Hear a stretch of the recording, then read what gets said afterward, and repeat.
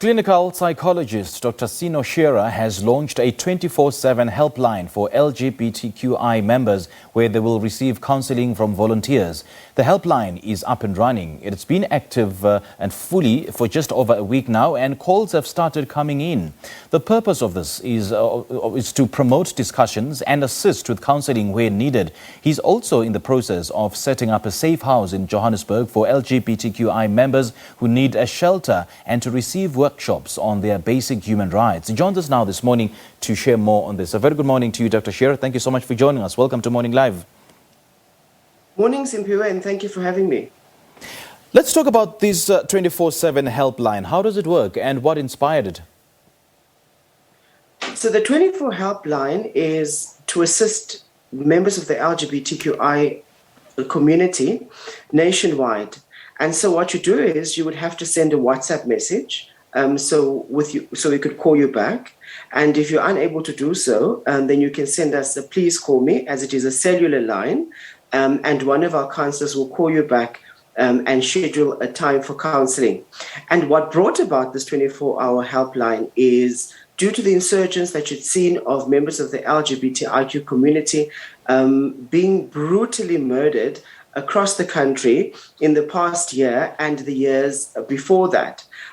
But we decided that it's time for us to do something for ourselves, and hence we launched on Mandela Day the 24-hour helpline for the LGBTIQ community.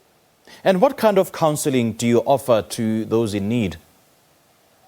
So we offer psychological counselling, trauma debriefing counselling for members for relatives, for members and relatives of members, for friends and allies of the LGBTIQ community. We also offer counselling for individuals who don't know how to have that conversation with their children or relatives, or members of the community who don't know how to have the conversation with their families in turn.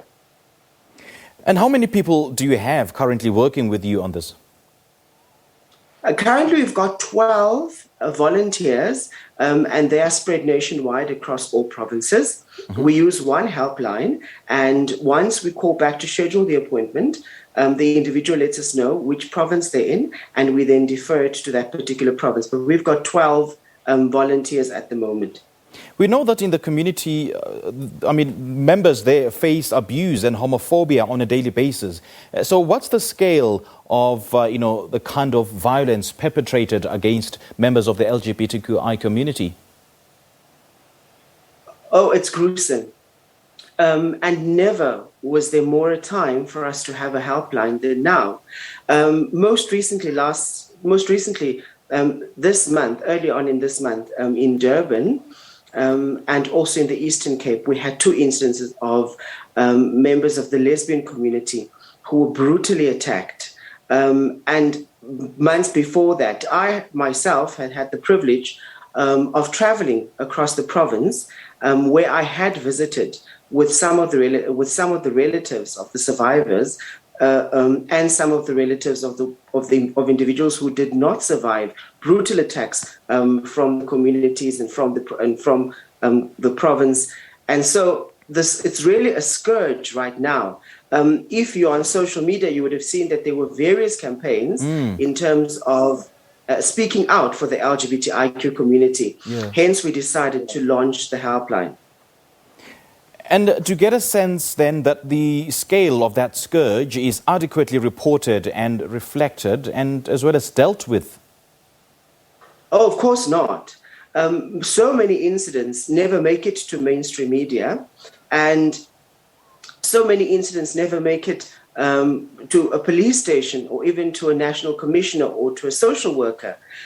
Why this happens, really, I don't know. It could possibly be because some of the incidents happen in rural areas, and so therefore they are reported as general crimes and not crimes against a particular segment of our society. And some of the crimes just don't get the necessary spotlight that they require. And therefore, we plead with people that if you are suffering or if you are being bullied, and you're a member of the LGBTIQ community, please, there are various organizations that you're able to report to. But start it off with the South African Police Service, and of course then with the social worker, and do a follow-up thereof. Yeah, and seeing that the Constitution protects the rights of all, so where is society and the criminal justice system failing the community, in particular the LGBTQI community? I would say, in our outlining areas, I would say that it's more regarding follow-up. I think it's SABC doing proper follow-up. I also think then that our people and relatives and allies need to be more active, and we need to report these matters and all matters as and when they happen.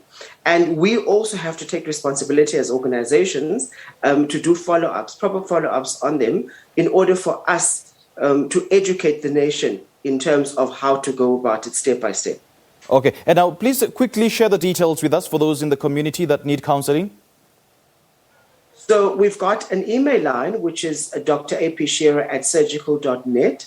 Okay. And we've got a helpline, which is 061-979 999-625. That's our helpline. Okay. If you are unable to call us, then you can send a message and one of our counselors will give a call and schedule a time. All right, Dr. Shearer, great chatting to you. This is a brilliant initiative. Thank you so much for joining us. Thank you. All right, thank you. We just spoke to clinical psychologist Dr. Cino Shearer on the LGBTQI helpline. This purpose of this, is to promote discussions on the LGBTIQ people, to talk and assist with counseling where needed.